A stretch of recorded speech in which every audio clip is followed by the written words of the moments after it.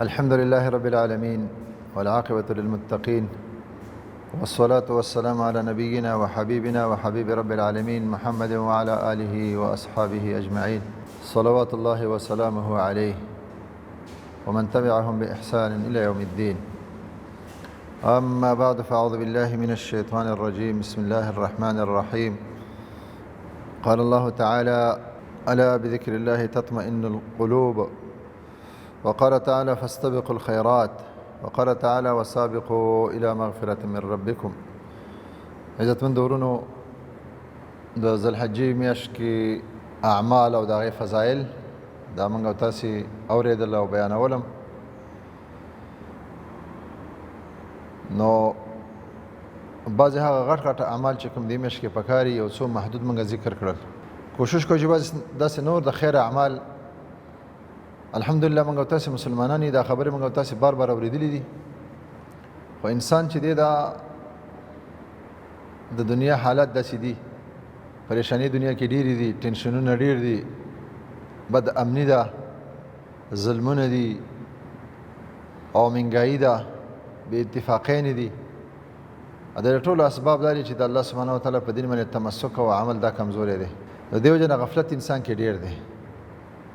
او د انسان په زړه کې د ایمان یا د انسان مؤمن مثال داسې دی لکه یو ښایسته مزیدار د فروټو والا، میوو والا او پلدار بوټی، قیمتي بوټی انسان په خپل باغ کې پټي کې نال کړی چې هغې ته وخت په وخت باندې اوبه نه اچوي، نو هغه نه میوې کوي، نه فروټ کوي، نه ګلان نیسي، نه خوشبو کوي، نه سوری کوي، هېڅ پیدا پکې نه وي، هغه وچېږي، ضایع شي. دغه شان د انسان مثال هم دی.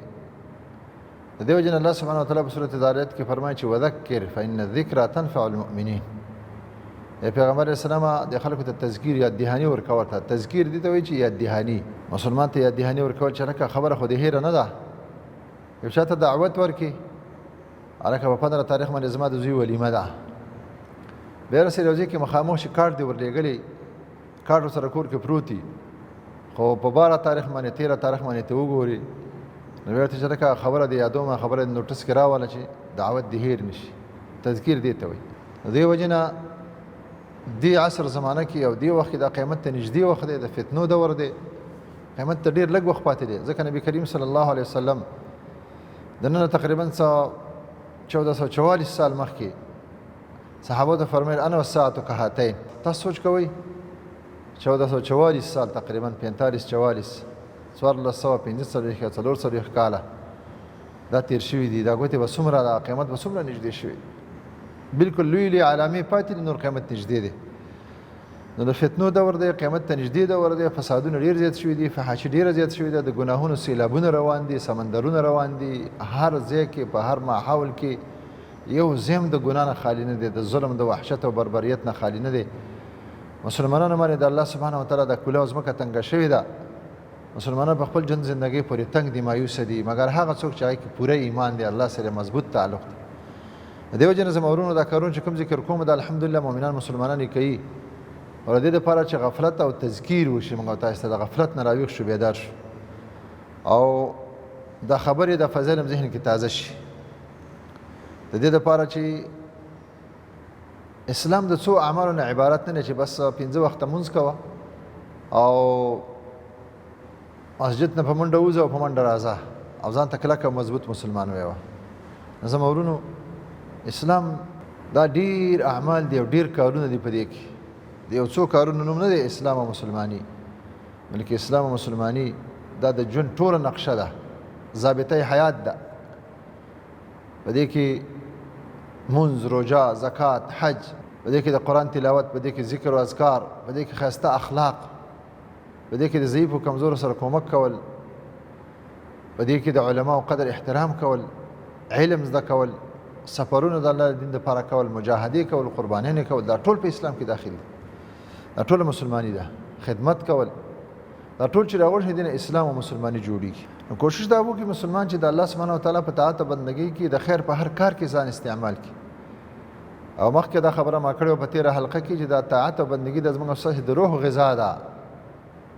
موږ او تاسې ته که څوک دعوت راکړي، یا په خپل کور کې به دسترخوان باندې روزانه دال یا لوبیا یا الوګانې یا بینډۍ یا بله سبزي ماشومان هم نه خوري چې دسترخوان یې وایي پرون هم بېنډۍ خوړلې بله ورځ هم خوړلې ټوله جمعه لګیا بېنډۍ خورو بس خفه شي او مخ ایسته واړئ دا موږ نه خورو ځکه تنوع پکار وي نن به هم دال پخ کړی وی نن به هم چېرته چاول یې پخ کړی وی نن به هم سبزي پخ کړی وی نن به غوښه راوړې وی یو شی څوک نه خوري که مشر هغه له روزانه یو شان سالن او ترکاري هغه هم مخ ته اړئ غوسه کېږي دې وجه نه زما ورونو زموږ اساسي روح چې دی یا ایمان هغه هم خوراک ته ضرورت لري مختلف خوراکونه ورکړو مختلف شپه او ورځ کې د الله سبحانه وتعالی مختلف طاعت او بندګي پې وکړو چې روح هم خوشحاله شي روح هم جاندار جوړ شي روح کې او ایمان کې هم طاقت پیدا شي منځ دا غذا ده مسجد کې کېناستل دا غذا ده الله ته دعاګانې کول دا غذا ده د قرآن تلاوت دا غذا ده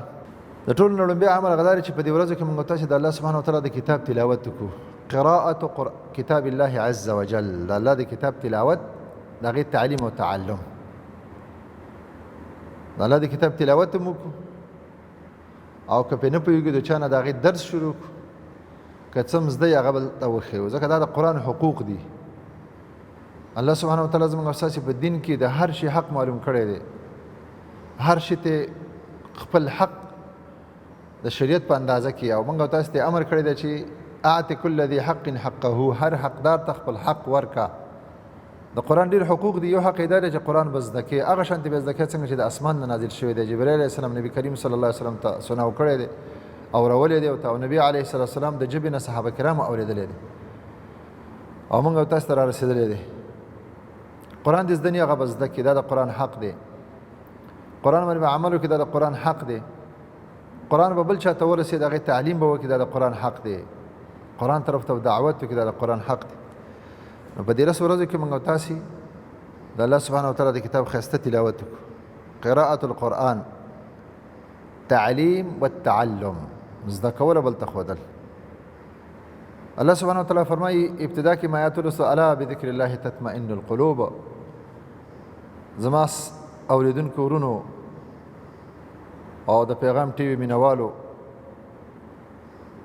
تاسو دنیا کې نن سبا وګورئ او بلکې د خپل ځان سره سوچ فکر وکړئ هر سړی نن ټینشن کې دی هر سړی وایي زړه مې راتنګ دی او بس د ټینشن ګولې اچي دا وجه دا زما ورونو قرآن سره تعلق کم دی د الله سبحانه وتعالی دې کتاب سره چې د چا تعلق څومره زیات دی هغومره مطمئن دی الله فرمایي الا بذکر الله تطمئن القلوب خبرداری انسانانو اطمینان د ټینشن په ګولیو کې نشته دی اطمینان په ډېرو خوراکونو کې نشته دی اطمینان په جزیرو او په بحرونو او په باغونو او په غرونو کې ګرځېدلو کې نشته دی اطمینان په ډېرو خوبونو کې نشته دی اطمینان په ډېرو فحاشي لیدلو کې او ګانو اورېدلو کې نشته دی اطمینان چې دی د الله سبحانه وتعالی په ذکر کې دی بهترین ذکر چې دی کتاب الله د الله کتاب دی کې د الله نوم دی د الله سبحانه وتعالی صفت دی د الله خبرې دي او د الله سبحانه وتعالی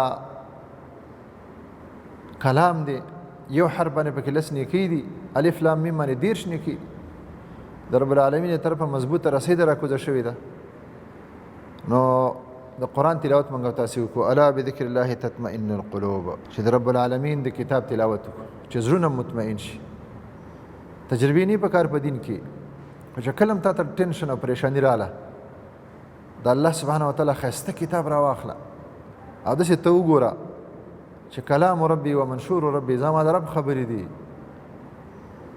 مصیبت دا دی چې موږ تاسې ټول ژوند او زندګي بې سوچه بې فکره تېرو یو مور ده د هغې نه یو بچی مسافر دی ژوند او د مرګ پتې نه لګېږي یو کال بل کال بل کال بل کال 10 کاله وروستو یو چا وله لیټر راوړه او په هغې کې یو تصویر هم و مورې دا ستا د هغه بچي چې 10 کاله ستا نه ورک و د هغې یو لیټر راغلی یو خط راغلی نو مور یې راخلی ولې سترګو پورې سولی او بیا یې ښکل کوي او بیا د ډېرې خوشحالۍ ورته جاړي بیا یې د زړه پورې نیسي او بیا یې کولاوي او د کور ټول افراد راغونډېږي زما د بچي زما د زړه د ټوکړې د پلانکي خط راغلی لیټر یې راغلی دی السلام علیکم زما ګرانې مورې او زما ګرانې خورې فلان فلان دا خط چې لوستل کېږي دا ټول خلک به جاړي زما عزتمند ورونو قرآن راواخلو په دې مینه او په دې محبت باندې چې دا په محمد رسول الله صلی الله علیه وسلم باندې په ډېر محنت او خوارۍ باندې نازل شوی دی نبی کریم صلی الله علیه وسلم په یخنۍ کې په دې تندي باندې به خولې روانې وي وان جبینه لیتفصد عرقا. او کور ته راغی په منډه منډه باندې خدیجې رضی الله تعالی عنها فرمایي زملوني دثروني، ما په کمبل کې راتاو کوي او داسې جړقېدل که سړی مان چې سخته تبه د ټایفاډ یا د ملیریا تبه یې پي. قرآن چې نازل شوی دی دا ډېره سخته باندې نازل شوی دی په نبي کریم صلی الله علیه وسلم باندې. دا ډېر عجیب کتاب دی. انا سنلقي علیک قولا ثقیلا. قرآن راواخلو لکه څنګه چې د یو بچي لیټر ته او خط ته جاړو د الله کتاب ته مو جاړو، اوښکې م توی شي، زړه م نرم شي. دا زما د رب خبرې دي، دا د خیر کتاب دی، دا هغه کتاب دی چې ما الله ته رسوي، جنتونو ته مې رسوي، د الله رضا ته مې رسوي. د الله سبحانه وتعالی د کتاب تلاوت موږ او تاسې وکړو چې زړونه مطمئن شي، کورونو کې خیر او برکات راشي. حدیث کې راځي کوم کور کې چې د سورت بقرې تلاوت کېږي هغه کور ته شیطان نه راځي. سورت ملک او تبارک الذی چې انسان هره شپه وایي د قیامت په ورځ به د دې انسان دپاره شفاعت او سفارش کوي الله سبحانه وتعالی ته. القرآن والصيام يشفعان لصاحبه. د دې وجه نه زما ورونو مسلمانانو چې موږ او تاسې د الله سبحانه وتعالی د کتاب ښایسته تلاوت وکړو په سوچ او فکر او تدبر سره او په اخلاص او په عاجزۍ سره چې زړونه مطمئن شي. ولدا چې په بهترین انسانانو کې راشو محمد رسول الله صلی الله علیه وسلم فرمایي خیرکم من تعلم القرآن وعلمه. بهترین په تاسو کې هغه انسان دی، بهترین انسان. موږ او تاسو کوشش وکړو په دې عنوان باندې د نبی کریم صلی الله علیه وسلم ډېر احادیث دي، چا سره علمي د چا سټډي او مطالعه، څوک په دې باندې پوهېږي دا موبایل دی دا د خیر دپاره استعمال کړو. دا حدیث ورکړو چې خیرکم غوره په تاسو کې څوک دی، ما تعالی به یو 15 حدیثونه راشي بیا هغه صفات په ځان کې پیدا کړو، هغه ایمانی صفات دي، هغه د مؤمنانو صفات دي. نو خیرکم من تعلم القرآن وعلمه. قرآن څوک زده کړي او بل ته یې وښیي، د قرآن تلاوت وکړي، دا بهترین انسان دی په موږ تاسو کې. الله سبحانه وتعالی دې موږ ته بهترین انسانانو کې حساب کړي. الله سبحانه وتعالی دې موږ ستاسو زړونه د قرآن عظیم شان په تلاوت سره مطمئن کړي. زما ورونو دې کې ډېر خوند او مزه او لذت دی. نبی کریم صلی الله علیه وسلم کله بعضې صحابو ته فرمایل چې اسمعنا کتاب الله عز وجل، د الله کتاب ما ته واوروه. هغې به ورته نبي علیه السلام تا ته واورم وقد انزل علیک، په تا باندې نازل شوی دی. نبی علیه السلام به صحابي ته ویل چې د چا به ښایسته اواز او ښایسته تلاوت به یې کوو او د نبی کریم صلی الله علیه وسلم د سترګو نه به اوښکې روانې وي، ژړلې به ورته. د دې وجې نه زموږ ستاسې د زړه کیفیت هم دغه شانتې برابر کړو. واذا سمعوا ما انزل الى الرسول ترى اعینهم تفیض من الدمع مما عرفوا من الحق. د مسلمان صفت به دی چې قرآن ویو او زړه کې هم څه ناڅه نرمي پیدا کېږي. قرآن ډېر خوږ کتاب دی، ډېر مزه پکې ده، ډېر لذت پکې دی. د بل نه واورو، خپل یې تلاوت وکړو چې بهترین انسانانو کې حساب شو او زړه مطمئن شي. او د ذوالحجې شپې او ورځې په دې کې خامخا د الله د کتاب ډېر زیات تلاوت وکړو، ډېر زیات. ځان له ترتیب برابر کړي. زه ورځې به زه 5 سپارې 10 سپارې تلاوت وکړم. زموږ ستاسې د دین مشران صحابه کرام تابعین ائمه عظام 3 ورځو کې، په 2 ورځو کې، په 7 ورځو کې، په 10 ورځو کې به د قرآن عظیم الشان ختم کو، تلاوت به کو. موږ هم تاسې زما ورونو کوشش وکړو. د ډېر زیات فضایل دي او ډېرې اوږدې خبرې پکې دي. الحمدلله موږ او تاسې مسلمانانې مؤمنانې پښتو کې وایي د لمدو خټو لږې اوبه بانوي. بس دا لږ تذکیر او لږ فضیلت او دا زموږ ستاسې دپاره انشاءالله کافي وي چې موږ او تاسې لږ رابیدار شو، د الله د کتاب سره محبت وکړو. ان الله يرفع بهذا الكتاب اقوام ويضع به اخرين. دې قرآن ډېر خلک اوچت کړي دي، ډېر قومونه اوچت کړي دي، د اسمان ستوري ته جوړ کړي دي، چمکدار ستوري، ډېر عزت یې ورکړی دی. ابو هریره رضی الله تعالی عنه، سلمان فارسي ته او دارنګه نور ټول صحابه کرام دې قرآن له عزت ورکړی دی، قرآن اوچت کړي دي. پوره کپړې به هم نه وي، یو کمبل به یې په ځان اچولی وه، یو پرتوګ به یې کمیس به نه، یو کمیس به یې اوږد پرتوګ به نه. په میاشتو میاشتو به خوراکونه نه میلاوېدل. باوجود د دې الله سبحانه وتعالی څومره عزت ورکړی. زه چې نوم یادوم نن نو په ډېر ادب او احترام باندې دا کمال په څه شي کې و؟ دا د قرآن کې و. د قرآن دومره عزت ورکړ. که غواړو زما ورونو چې عزتمند شو، الله ته نږدې شو، په الله ګران شو، زړونه مطمئن شي، بهترین انسانان شو، د الله سبحانه وتعالی د کتاب تلاوت به کوو. نو دا یو هغه اعمالو نه دی زما ورونو چې په دې ورځو کې 10 ورځو کې بلکې په ټول ژوند کې څه حصه د الله د کتاب تلاوت خامخا وکړو. قرآن کې ډېرې خبرې خوند کوي چې سړی کوي ذهن ته بله بله خبره راځي. موږ او تاسو سوچ فکر وکړو په دې ګیمونو کې څومره وخت موږ او تاسو ضایع کوو. څه پیدا پکې ده؟ هېڅ پیدا نشته دی. پبجي کې او بلګم چې زموږ صحه د ایمان د بربادولو او تباہ کولو وسایل او اسباب او ذریعې يهود او نصارا راایستي دي. یو ډرامه چې ګورو 2 غنټې 3 غنټې فلمونه ډرامې نور قصې چې ګورو اسې عبس لګي په موبایل کې دا سکرین اړو راړو دا پیج ګوره هغه پیج ګوره دا ګوره شپه ټوله تیره شي سحر شي. لکه راشه د الله کتاب راواخله لکه جنت کې وګرځه. قرآن کې د جنت تذکری د جنت سیاحت او چکر پکې دی. وبشر الذين آمنوا وعملوا الصالحات ان لهم جنات باغونه وي په هغې کې به نهرونه وي په هغې کې به فروټ او میوې وي په هغې کې به بیبیانې حورې وي. وګرځه جنت کې لږ چکر ووکړه. ان المتقین فی جنات ونهر على الارائك ينظرون تختونه سپي بنگلې بلډینګونه وګرځه په جنت کې. قرآن راواخله جنت کې وګرځه چکر پکې وه. لږ جهنم طرف ته ورشه. ونادى اصحاب النار اصحاب الجنه ان افيضوا علينا من الماء مما رزقكم الله ان المجرمين وګوره د هغې سزاګانې وګوره زقوم به د هغې خوراک کوم عذاب کې به مبتلا وي. نو قرآن سره تعلق جوړ کړو خاص کر په دې سورۃ ذوالحجې کې د الله د کتاب ښایسته تلاوت وکړو. دویم کار زموږ هغه ده چې استغفار موږ تاسې ډېر یو استغفار ډېر یو دې کې ډېر خیر او ډېرې پیدې دي. خو که استغفار د پابندۍ اهتمام سره وي الله سبحانه وتعالی به ته د رزق لارې کولاوي کړي. ستا به سوچ فکر نه تصور به دې نه د داسې طرف به الله سبحانه وتعالی تعالی ژوند او زندګي ښایسته کړي او الله سبحانه وتعالی به حلال رزق درکړي د برکت والا رزق. حسن بصري رحمه الله تعالی ته یو کس راغی او دا یې ورته ویل چې یاره شکایت یې ورته وکړه چې زه غریب یم. نو ورته ویل استغفر الله د الله استغفار ذکر کوه. بیا ورته ویل چې بل کس ورته راغی وایي باران نشته وایي استغفار ویوه. بل ورته ویل بچي مې نشته وایي استغفار وایه. نو چا ته پوښتنه وکړه چې هر چا ته دا ویوایي ځکه چې الله سبحانه وتعالی فرمایي فقلت استغفروا ربکم انه کان غفارا یرسل السماء علیکم مدرارا ويمددكم باموال وبنين ويجعل لكم جنات ويجعل لكم انهارا. قرآن دا خبره کړې ده استغفار ویوي د استغفار اهتمام کوي. الله سبحانه وتعالی به بارانونه وکړي الله به معافي وکړي ګناه به معاف کړي پریشانی به د الله ختمه کړي الله به فصلونه بچي دله درکړي. د دې وجه نه زما ورونو په دې 10 ورځو کې موږ تاسو د استغفار ډېر زیات اهتمام وکړو. آسان الفاظ دي. صحابه کرام فرمایي د نبی کریم صلی الله علیه وسلم به موږ په یو مجلس کې 80 ځله استغفار د الله پیغمبر وایي انی استغفر الله فی اليوم اکثر من 100 مره. سل ځله د استغفار وایم. هغه انسان چې هغه د ګناه نه معصوم انسان دی پاک انسان دی جنتی انسان دی هغه دومره د استغفار اهتمام کوي.